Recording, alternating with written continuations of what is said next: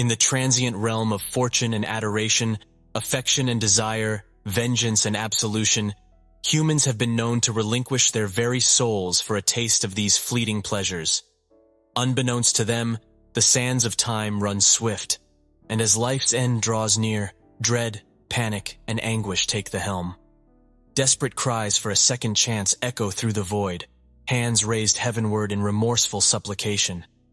Yet, divine intervention remains elusive. God was not there, nor would he ever be.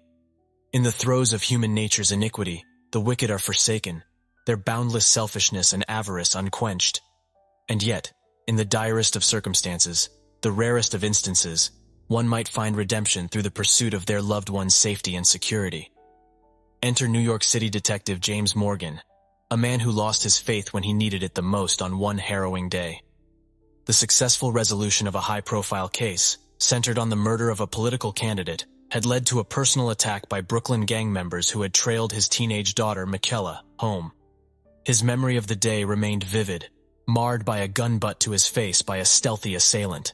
His wife, Wendy, lay prostrate on the floor, clothing torn, as the thugs brutally assaulted her under the terrified gaze of their traumatized daughter. A menacing gang leader, drooling through filthy gold grills, warned that Michella would suffer the same fate if James dared to pursue them further. A melange of nerves and anticipation coursed through James as he ascended in the elevator at 665th Avenue, accompanied by a jazz rendition of Love Story wafting from the speakers. The chilling soundscape of his wife's petrified screams, his horrified daughter, and the helpless man pinned by 3 thugs played on a loop in his mind, leaving him feeling utterly defeated. Reaching the apex of the building, James found himself face to face with the imposing company emblem, Mr. Black's Enterprise. He stepped into the office, where a young, self-assured, pale, red-headed receptionist, Anna Azer, greeted him with a firm handshake and guided him to Mr. Black's sanctum. Before the floor-to-ceiling windows stood a sophisticated gentleman, his gaze fixated on the breathtaking cityscape and shimmering waters below. The evening sky, awash in hues of pink and yellow, danced with wisps of cloud.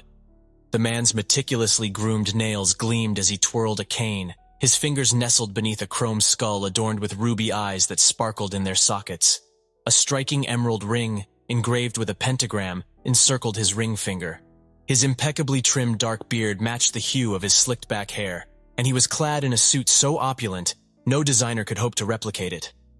The man exuded an air of supreme confidence as he surveyed the heavens, lost in thought.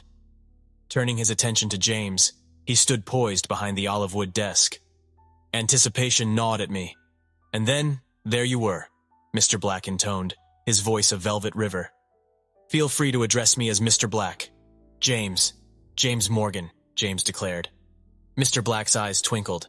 Mr. Morgan, I've got an enticing proposition that could pique your interest. With a grand sweep of his arm, he invited James to sit on a sumptuous leather armchair. Intrigued, James queried, "And what might this proposition concern?" As he settled into his seat, Mr. Black eased into a regal, throne-like chair opposite him. "How would you respond if I were to present you with the gift of perpetual safety for your loved ones?" A scoff escaped James. "You're delusional." "Understandably, you'd say that. Who am I, after all, to make such a guarantee? But rest assured, Mr. Morgan, I possess the power to shield your family from every corrupted soul that could cross their path." Doubtful, James pressed. "Who exactly are you, beyond this enigmatic Mr. Black?" "Your salvation, Mr. Morgan," Mr. Black replied, a grin revealing his impeccable teeth. Bemused, James chuckled. "That's rich. Now seriously, who are you?" Unfazed, Mr. Black persisted. "I assure you, Mr. Morgan, I'm quite sincere in my work and the contracts I extend. You sought me out for a reason. This agreement is essential to your life's progress." James absorbed each word, contemplating the gravity of the situation. Mr. Black was extending a lifeline, an offer of help in exchange for one thing: James's soul. "Don't let pride obstruct your deepest desires," Mr. Black warned. "It's a deadly sin, my personal favorite, in fact." His piercing blue eyes bore into James's soul as Anna produced a document. "This contract, Mr. Morgan, will make your dreams a reality, easing your life's burdens. Nature, however, will run its course." Anna then presented James with a ceremonial knife, its blade gleaming. To accept, she intoned, you must undergo a blood rite, a brief sting, and then it's as if nothing ever happened. She stepped back, joining Mr. Black in observing James's decision. Though the promise of safety was alluring, James hesitated, torn between the disquieting nature of the offer and its undeniable appeal. Focus on your career and family, Mr. Black urged. With a nod, James sliced his thumb, squeezed blood onto the contract, and sealed it with a crimson print. A sudden serenity washed over him, as Anna's whispers enveloped him like a soothing balm. His vision sharpened, and a newfound vigor coursed through him. He examined his thumb, now unblemished, and shot Mr. Black a questioning glance. What transpires here stays here. How can I be sure of my protection? Your workplace will provide the evidence, Mr. Black said cryptically. I don't want anyone to die. Death, Mr. Morgan, is an inescapable part of the human experience. Anna guided James to his feet. Savor your rejuvenated existence, she said, her eyes twinkling with secrets untold. A harrowing drive home it was, yet James felt an unfamiliar calmness rather than anxiety. Arriving home, he found Wendy unusually elated, and Michella chatty as if nothing had transpired. The strange atmosphere soon became familiar to James, and within the first hour, he felt at home once again. Morning headlines revealed the gang leader's tragic demise by self-inflicted shotgun wound. In the investigation, James alone garnered recognition, filling Wendy with pride. His daughter, in her 14 years, had never embraced him so tightly. The family, now closer than ever, reveled in James's victory, an experience so vividly real. He recalled the day he stormed the gang's lair, felling henchmen one by one as he closed in on the leader, whose last desperate act left his face unrecognizable. The department acknowledged James's valor with a promotion to lead detective. Life flourished as his family enjoyed complete safety. Respect for James's crime-solving prowess grew, and over the ensuing years he resolved numerous homicides, from minor cases to high-profile ones. Michella gained entry to the Juilliard School for acting, while Wendy's beauty salon business unexpectedly prospered. Yet, Dyker Heights Christian community in Brooklyn, where James had served before, seemed indifferent. Undeterred, he sought self-improvement and aimed to purge New York City of gang activity. A decade after his pact with Mr. Black, James retired honorably, ran for mayor, and won by a landslide. As mayor, he focused on making the city safer than ever before. In her 20s, Michella became a sitcom's central character, and 5 years later, she won an Emmy for Best Supporting Actress in a Comedy. Another half-decade passed, and Wendy, basking in their daughter's success, retired from her flourishing beauty salon business.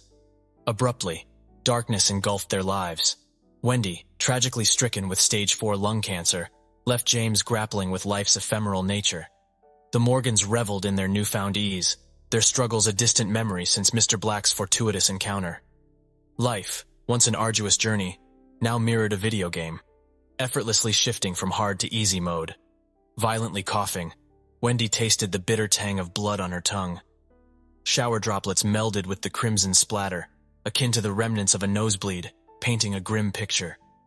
Wendy, aware of the inevitable, couldn't help but think of the toxic hairsprays she'd used. James, too, considered them as the diagnosis reverberated in his mind, spurring him to contact Mr. Black for the promised protection. Arriving at the imposing 665th Avenue Tower, the youthful doorman informed James that Mr. Black's enterprise was non-existent, suggesting a case of mistaken identity. Flabbergasted, James required an escort to vacate the premises. Time, relentless and unforgiving, marched on. Wendy's collapse on the cold kitchen floor led to her hospitalization. In desperation, James sought solace at his childhood church, where he had once served as an altar boy. To his dismay, the church lay abandoned, an echo of yesteryear. The once resonant wood of the pew creaked beneath his weight as he sat, his gaze fixed on the decaying altar where a cross once stood. Imbued with memories, James could almost hear the lilting melodies of the choir, his youthful self singing with friends. As a man nearing 65, James had outlived his contemporaries, burdened by the emotions accompanying their passing. The bustling community, replete with modern shops and homes, starkly contrasted the desolate church, a poignant reminder of bygone times. Devoid of human presence, the church exuded an atmosphere of stagnant, musty air. Ah, Mr. Morgan, lost in the memories of yesteryears, are we? An all too familiar velvety voice echoed from the shadows. Mr. Black emerged, looking as ageless as the day James first crossed paths with him, his piercing azure eyes retaining their intense glimmer. "Numerous attempts to contact you, Mr. Black, have been met with silence," James replied, frustration evident. "Even the doorman claimed your office never existed. What's the meaning of this?"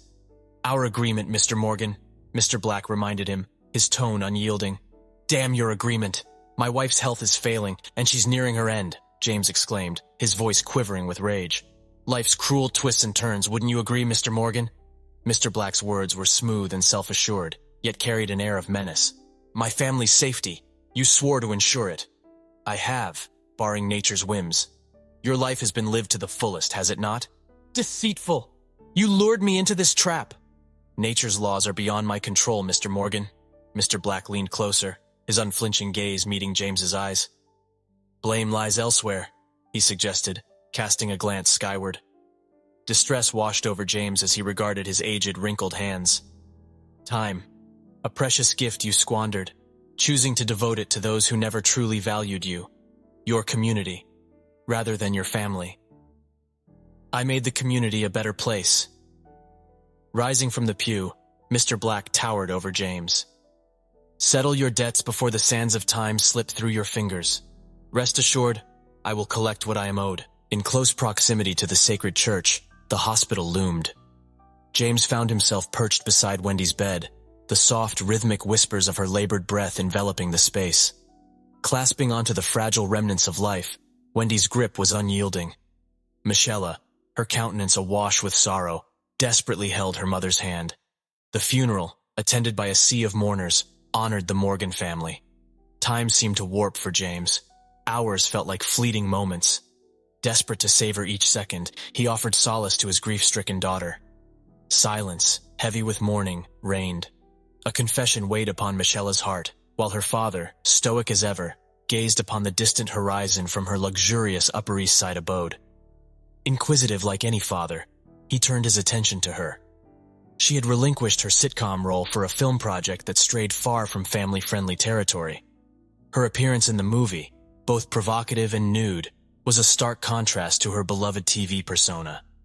Apologetic, Michella explained her decision as a strategic move to propel her acting career.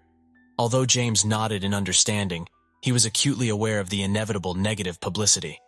Assailed by unyielding paparazzi, James navigated a relentless barrage of inquiries about his daughter, seeking solace in a private sanctuary where he could weep unobserved for the first time in what felt like eons. A bolt of lightning illuminated the sky. James found himself roused from slumber in the deserted lobby of 665th Avenue, the rain outside pouring down in torrents. The elevator doors sprang open, the button for the highest floor aglow. Compelled, he entered and ascended. To his astonishment, Mr. Black's enterprise remained operational, contradicting the doorman's earlier assertions. The familiar red-headed receptionist, Anna Azer, greeted him warmly. "Welcome back, Mr. Morgan," she offered. "It's a pleasure to see you again." Gesturing towards the office, there sat Mr. Black, perched on his regal throne.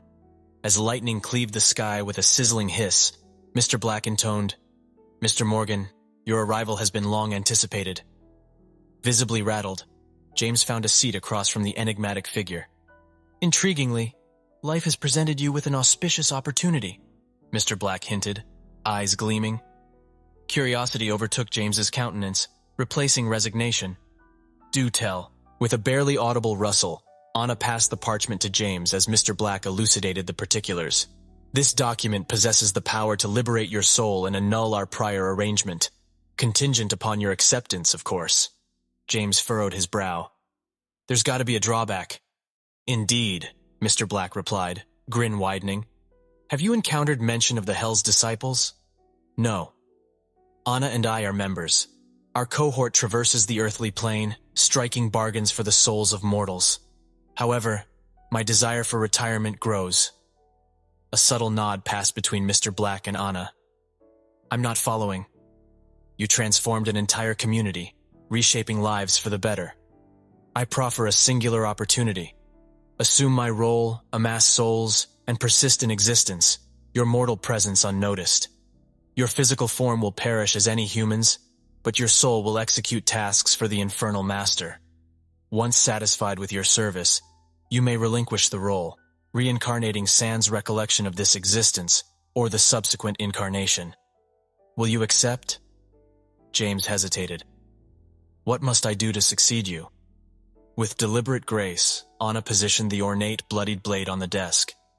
Your daughter's heart is the required offering. James's incredulity surged. Is this some kind of joke? Mr. Black, nonchalant in his imposing seat, countered, Refuse and eternal damnation awaits your soul. Anna's gaze locked onto James, brimming with fascination.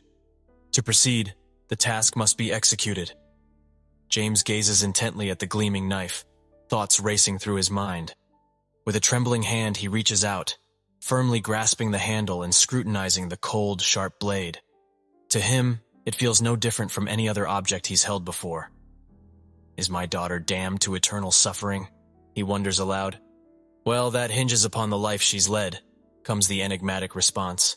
Inhaling deeply, James rises from his seat, determination in his every step as he strides towards the exit. Keep this in mind, Mr. Black interjects, halting James's departure. Once it's done, there's no turning back. Do you consent? With a sinister glint in his eyes, James peers back at Mr. Black. I do. A wicked grin creeps across Mr. Black's face as he snaps his fingers. A deafening thunderclap resounds, echoing the sudden flash of lightning. Descending in the elevator, James senses the air growing progressively stagnant. His gaze flits between the knife's razor-sharp edge and his reflection in the mirror, where he sees a malevolent darkness engulfing his heart. Upon reaching his car, James discovers a slew of missed calls from Michella and a text message urging him to call her back. When he tries, his call is met with her voicemail.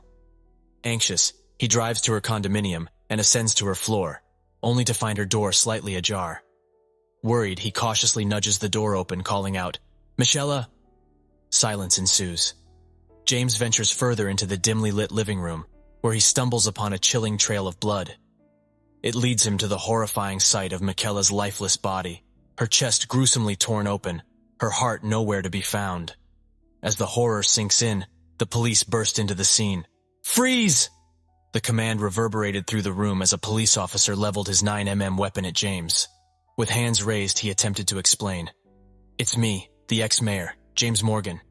We're well aware, you twisted man. A scathing retort escaped the lips of another officer. Swiftly, a third officer approached James, patting him down, only to reveal a ceremonial blade, shockingly slick with fresh blood.